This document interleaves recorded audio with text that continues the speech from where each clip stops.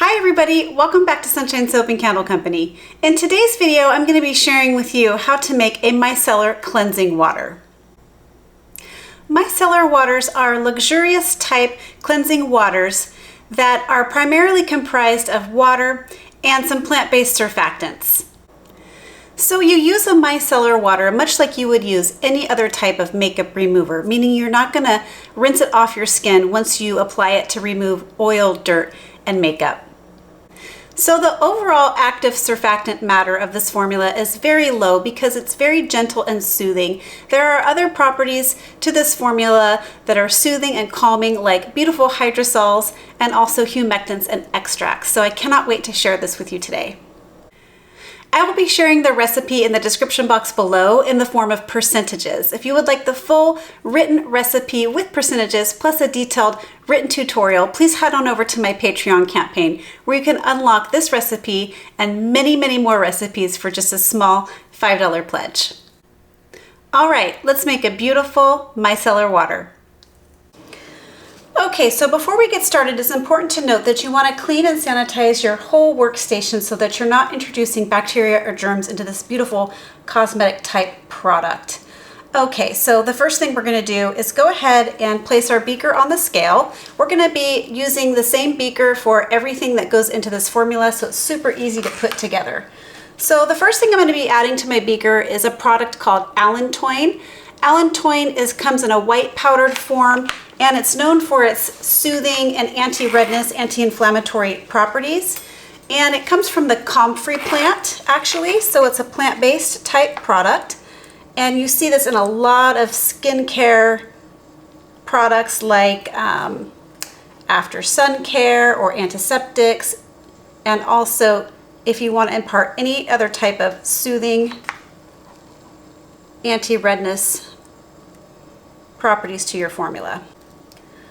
All right, and then the next thing we're going to do is go ahead and add in our water.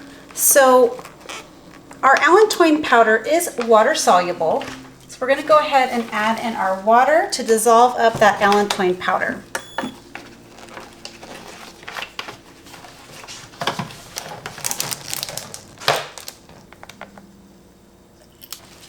We're adding the water in at 60% of this whole recipe.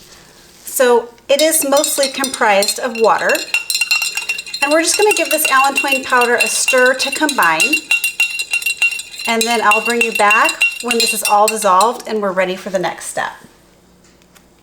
All right, so the allantoin is all dissolved into the water. If you find that it's a little bit stubborn to dissolve into the water, you can heat this up for about 15 to 20 seconds just to make it dissolve a little bit quicker. It should just look like plain water when it's all the way dissolved. So the next thing we're going to do is go ahead and add in our humectants. Now, I have been experimenting with this formula behind the scenes a lot.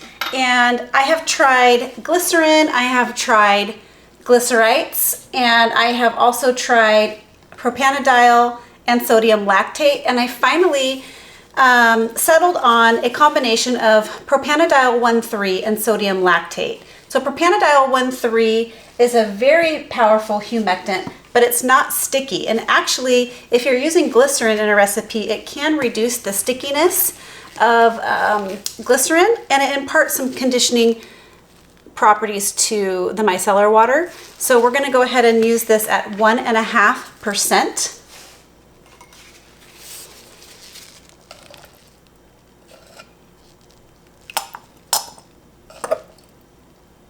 And then the next humectant that we're using is sodium lactate. I find this to be less draggy and sticky feeling on the skin.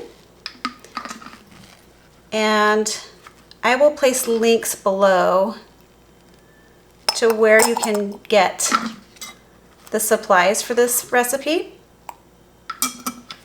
Okay, we're going to go ahead and give that a good stir to combine.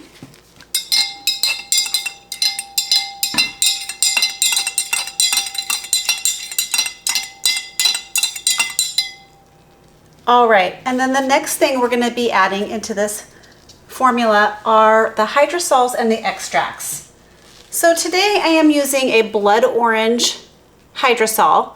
This comes from Mountain Rose Herbs, and I'm using this one for a couple of reasons. First, it smells amazing.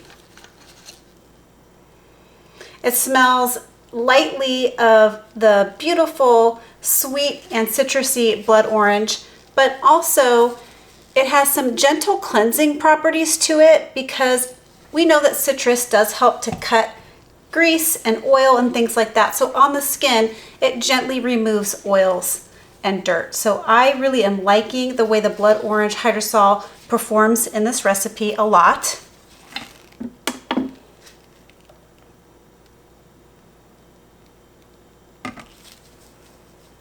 And we're using this hydrosol at 30% of the recipe. And then the next thing we're going to combine is our extract. Now I'm using calendula extract. I got this one from Wholesale Supplies Plus, and I'm using calendula extract because it's very soothing, calming, anti-redness, and it works in conjunction with that allantoin powder that we added at the beginning. So we're going to go ahead and add in our calendula extract, and we're adding this in at 3%. And now we're going to go ahead and give this a stir to combine. And then the next thing we're going to do is go ahead and add in our preservative. And we're using a liquid germall plus today. And the reason I'm using this one is because it's a broad spectrum preservative that works really well with water-based type formulas like this one. And we're using it at 0.5%. And we're going to give that a good stir.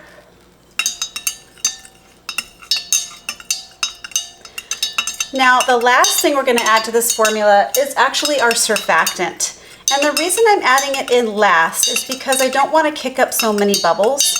So as I've been working with surfactants, I do find that if you are able to add them into the last part or the last phase of your formula, you do get less bubbles. So we're going to go ahead and add in our surfactant. And today I'm using foaming apple. You can use foaming oats here or any other gentle plant-based surfactant. This one is an anionic surfactant, although it doesn't really matter because you're not combining this surfactant with any other surfactants in this formula. So you can use any type of gentle surfactant that you like. I really like the foaming apples because it's very, very gentle on the eyes, and you can use it to remove makeup and it doesn't sting. So I am going to be using my foaming apples at 3% of the recipe. That's it, just 3%. And it doesn't dry your skin out to leave it on your skin and not rinse it off. All right, so we're going to go ahead and give this a good stir. And then the last thing that we're going to do before we bottle this up is measure and adjust the pH if we need to. So I'll bring you right back for that part. Okay, so we're going to go ahead and measure the pH. So right now we're sitting at around a 7, which is a bit too high. So the way we're going to adjust this pH is we're going to go ahead and sprinkle in a little bit of citric acid to bring down that pH. Okay, so we're just going to put in a tiny sprinkle and then test again. I'm trying to bring the pH down to around a 5 or a 4.5 to 5.5 range. So I'm just going to go ahead and put in a little bit, give it a stir, and then I'm going to measure the pH again after it's dissolved. And then if I need to add more, I will until I get the correct pH. So I'll bring you back when my pH is where I need it to be. Okay, so we got our formula down to about a 5.5, and now all we need to do is bottle this up, and then I will give you a little bit of a use demo.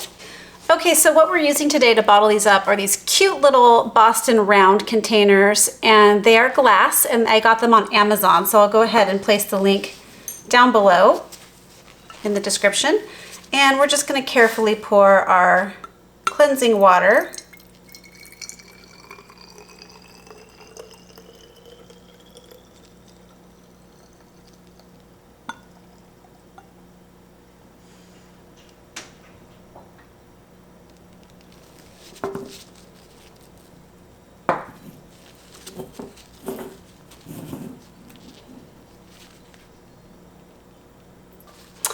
Okay, I have filled up 3 of these containers. I think they hold probably about 5 or so ounces. They say 4 ounces, but they definitely hold more than 4 ounces. And as you can see, we have bubbles on the top right now because of that surfactant from the foaming apples. That's the cleansing agent in this formula. So these bubbles will settle out in about a day or so, and then I'll probably just use what's left of this container to top off my little containers here. But I wanted to go ahead and show you what this looks like to use it.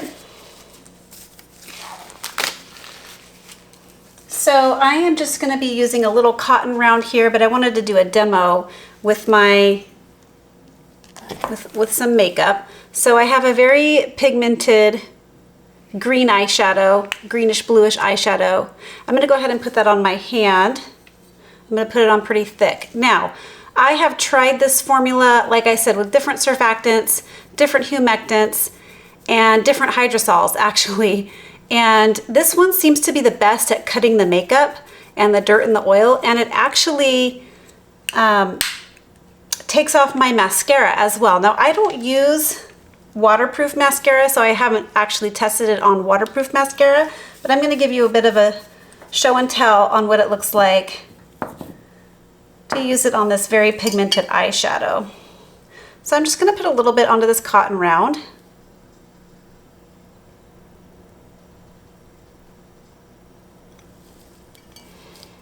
And then you just gently cleanse the skin.